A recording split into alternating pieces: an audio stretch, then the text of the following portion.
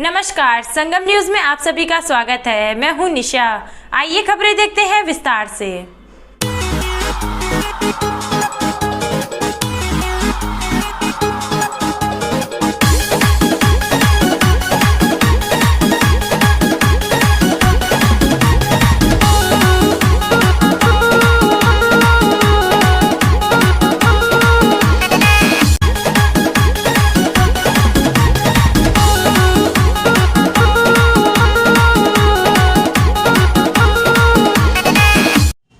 जी, आप किसकी सरकार चाहते हैं और क्यों? सरकार किसी की बने, जो मेन मुद्दा है वो महंगाई है। महंगाई कंट्रोल में रहना चाहिए ताकि जो एक लेबर क्लास का आदमी है वो आराम से रह सके।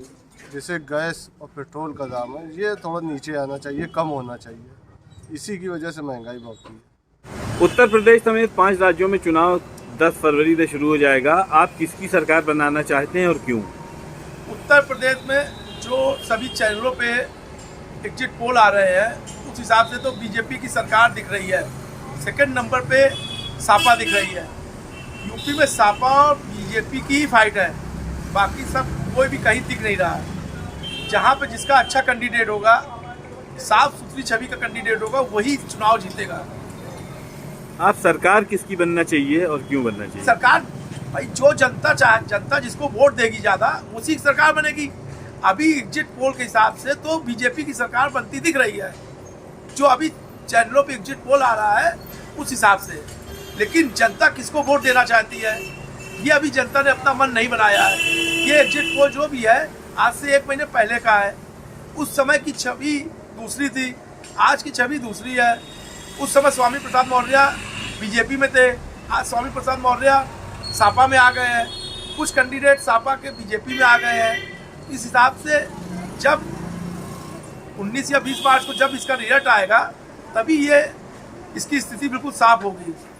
सरकार तो इस सरकार में तो हम परेशान हैं। अब अगली सरकार जो आएगी उसी की हम आसरा देख रहे हैं। तो किसकी सरकार चाहते हैं? अरे साइकिल चलाना है, साइकिल की सरकार आना चाहिए कायदे से। क्यों आनी चाहिए साइकिल की सरकार?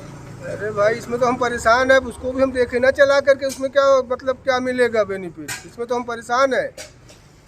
तो आप सरकार से क्या चाहते हैं? अरे क्या चाहते क्या है, अरे बत्ती उत्ती का पैसा कम हो, खाने पीने की व्यवस्था सही हो, काम चले, और क्या चाहते हैं। चाहना हमारा नहीं है, चाहना जनता का है। और जनता इस सरकार से ऊब चुकी है। और इस सरकार में सबसे बड़ी कड़ी धर्मों के बीच में जो नफरत फैलाई जा रही है, यह वर्तमान में तो समझ में लोगों के नहीं आ रहा है, लेकिन भविष्य इसका बहुत अंधकारमय है। इसलिए मैं चाहूँगा कि यह सरकार जाए, इस सरकार के जाए, उसके बाद जो भी सरकार आए मैं ये भी चाहूँगा कि वो विकासशील हो।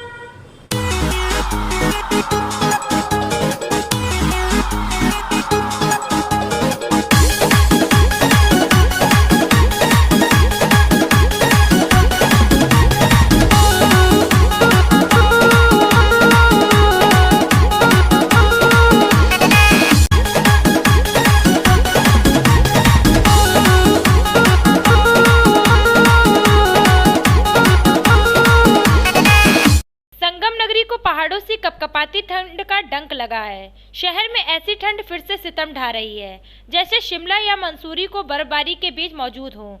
दिन भर लोगों को सर्द हवा का सामना करना पड़ रहा है। मंगलवार को तो गलन का हाल ये रहा कि तापमान 4 डिग्री पर पहुंच गया। ये इस सर्द सीजन का न्यूनतम तापमान है। इससे पहले पिछले साल 12 जनवरी को न्यूनतम तापमान 3.7 डिग्री दर्ज किया गया था। मौसम वैज्ञानिकों के मुताबिक आने वाले कुछ दिनों में बारिश की भी आशंका है। ऐसे में अगला हफ्ता सर्दी के लिहाज से बेहद डराने वाला होगा। यूपी बोर्ड के 10वीं और 12वीं के इम्तिहान मार्च के आखिरी हफ्ते से हो सकते हैं। विधानसभा चुनाव के बाद मार्च अंत में प्रस्तावित यूपी बोर्ड की हाई स्कूल इंटरमीडिएट परीक्षा 2022 में नकल पर रोक लगाने के लिए इस बार 2 लाख से अधिक सीसीटीवी कैमरे से निगरानी की जाएगी। बोर्ड की ओर से 8,266 केंद्रों पर परीक्षा प्रस्तावित है। वैसे तो केंद्रों की अंतिम सूची 10 फरवरी को जारी होगी, लेकिन बोर्ड ने नकल विहीन परीक्षा करने के लिए अभी से तैयारियां शुरू कर दी है। परीक्षा केंद्रों में उपलब्ध आवश्यक संसाधनों का डिटेल जुटाया जा रहा है। 95,000 से अधिक कमरों में और परिसर में 2 लाख से अधिक सीसीटीवी कैमरे स्थापित किए गए हैं। आवश्यकता पड़ने पर कैमरों की संख्या और बढ़ाई जा सकती है। इसके अलावा परीक्षा कक्ष में चल रही गतिविधि की निगरानी के लिए कैमरे में वॉइस रिकॉर्डर भी लगवाए गए हैं ताकि बोल बोलकर नकल न होने पाए। भारतीय जनता पार्टी ने अपने चुनावी अभियान को धार देने के लिए नए चुनावी गीत को लॉन्च किया है। भाजपा के ट्विटर हैंडल, फेसबुक और इंस्टाग्राम हैंडल पर जारी किए गए गाने से भाजपा ने सपा, भाजपा और पूर्व सरकारों के भ्रष्टाचार, गुंडाराज, दंगाराज की याद दिलाई है। वहीं जनता को जनार्दन बताकर इन बातों को न भूलने की अपील की है। गीत में भाजपा सरकार बनाने का अनुरोध भी किया गया है।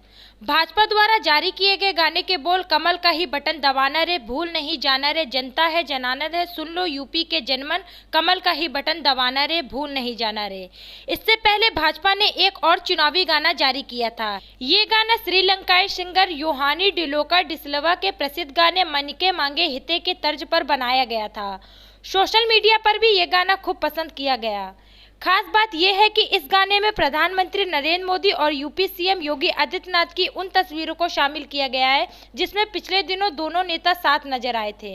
इसके पहले भी कई स्थानीय कलाकार भाजपा के पक्ष में गाना गाकर लोगों से अपील भी कर रहे हैं। वहीं भाजपा के सांसद रवि किशन ने रैप तो मनोज तिवारी और कन्हैया मित्तल ने भी गाना गाकर भाजपा के पक्ष में माहौल बनाने का काम किया है। देश में 5 राज्यों सहित उत्तर प्रदेश में चुनाव आचार संहिता 8 जनवरी से लागू कर दी गई है। जगह जगह पर पुलिस और नगर निगम की टीम ने सभी राजनीतिक दलों के लगे बैनर, होर्डिंग पोस्टर हटाने का काम किया।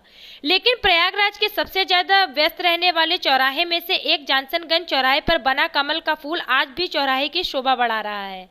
जबकि 2019 के लोकसभा चुनाव में आचार संहिता लगने के बाद इस कमल के फूल को कवर कर लिया गया था, लेकिन 2022 के चुनाव में अभी तक किसी अधिकारी की नज़र इस पर नहीं पड़ी जो ये कमल अभी तक खिला हुआ है। अब देखना ये है कि इस कमल को छिपाने के लिए निर्वाचन अधिकारी या चुनाव पर्यवेक्षक और कितना समय लगाते हैं। बीजेपी सांसद रीता बहुगुणा जोशी के बेटे मयंक जोशी के लखनऊ कैंट से टिकट की खातिर इस्तीफा देने को तैयार हैं। उन्होंने कहा है कि इस संबंध में उन्होंने केंद्रीय नेतृत्व को पत्र लिखकर अपनी बात कही है। रीता बहुगुणा का कहना है कि अगर मौजूदा सांसद के बेटे को टिकट देने में दिक्कत है तो वो अपने पद से इस्तीफा दे सकती हैं। लखनऊ कैंट सीट को लेकर बीजेपी में कई दावेदार हो गए हैं।